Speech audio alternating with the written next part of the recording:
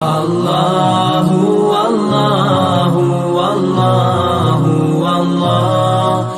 حضرت ابو ہریرہ رضی اللہ تعالیٰ عنہ فرمایا کرتے تھے جعفر طیار تو ابو المساکین ہے، یہ مسکینوں کا پیارا ہے۔ کسی مسکین کو کہیں سے روٹی نہیں ملتی تھی تو حضرت جعفر طیار کھلاتے تھے۔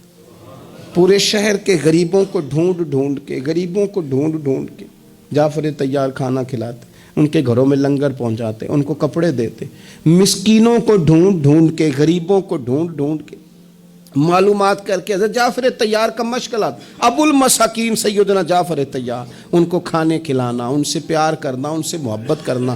4 خوبیاں علماء نے لکھی حضرت جعفر طیار کی۔ ایک تو یہ ہے نا، اس کے علاوہ 4 خوبیاں۔ ایک تو حضرت جعفر طیار فرمایا کرتے تھے میں نے زندگی میں کسی بت کو سجدہ نہیں کیا، اس لیے کہ میرا بچپن سے ذہن ہے کہ پتھر نہ نفع دے سکتا ہے نہ نقصان، ذہن ہے۔ اور دوسرا فرمایا کرتے تھے زندگی میں شراب نہیں پی۔ میں سمجھتا ہوں کہ عقل اللہ کی سب سے بڑی نعمت ہے، تو جو نشہ کر کے عقل ہی قائم نہ رہے، آپ دیکھیں نا اونچے لمبے قد کا آدمی ہو اور اس کا ذہنی توازن ٹھیک نہ ہو تو گندگی پہ بیٹھا ہوتا ہے۔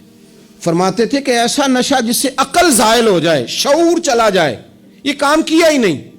اور تیسرا فرمایا کرتے تھے کبھی کسی کی بیوی کی طرف بری نظر سے نہیں دیکھا۔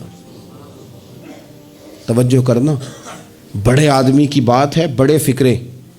فرمایا کرتے تھے کبھی کسی کی عورت کو بری نظر سے نہیں دیکھا۔ کیوں؟ فرماتے تھے اس لیے کہ میں غیرت مند ہوں، میں غیرت مند ہوں، اور جب میں غیرت مند ہوں کہ کوئی میری بیوی کو نہ دیکھے تو پھر مجھے یہ بھی غیرت کرنی چاہیے کہ میں بھی کسی کی عورت کو نہ دیکھوں۔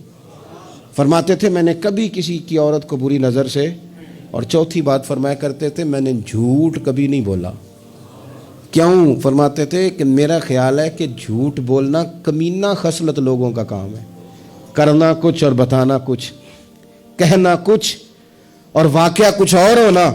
فرماتے ہیں جھوٹ کبھی، میں اسے سمجھتا ہی نہیں کہ یہ 4 صلاحیتیں حضرت جعفر طیار میں بدرجہ اتم پائی جاتی۔